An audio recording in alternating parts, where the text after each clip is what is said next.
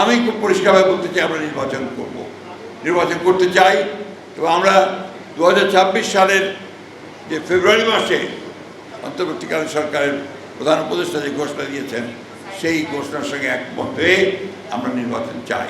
কিন্তু সেই নির্বাচনকে আজকে আপনার বানচাল করার জন্য, সেই নির্বাচনকে বিলম্বিত করবার জন্য একটা মহল উঠে পড়ে গেছে, বিভিন্নভাবে বিভিন্ন কথাবার্তা বলে জনগণকে বিভ্রান্ত করার চেষ্টা করছে।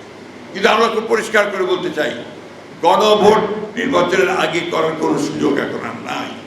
নির্বাচনের দিনই গণভোট হবে, সে কথা আমরা পরিষ্কার করে বলেছি। সেখানে দুটো ব্যালট থাকবে, একটি ভোট গণভোটের জন্য, আরেকটি হচ্ছে জাতীয় সংসদ নির্বাচনের জন্য। সুতরাং এই বিষয়ে কোনো দ্বিমত কারো থাকবে বলে আমি অন্তত মনে করি না।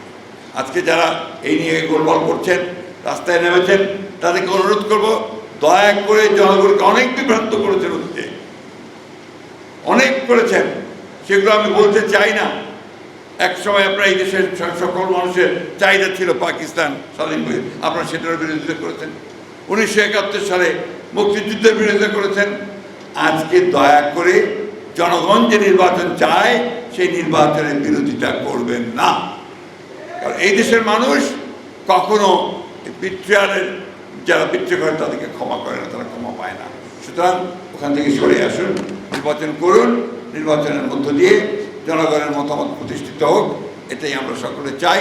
জনগণ সরকার গঠিত হোক এবং এই সংকট থেকে আমরা উত্তরণ ঘটাতে পারি, সেদিকেই আমাদের যাওয়া দরকার।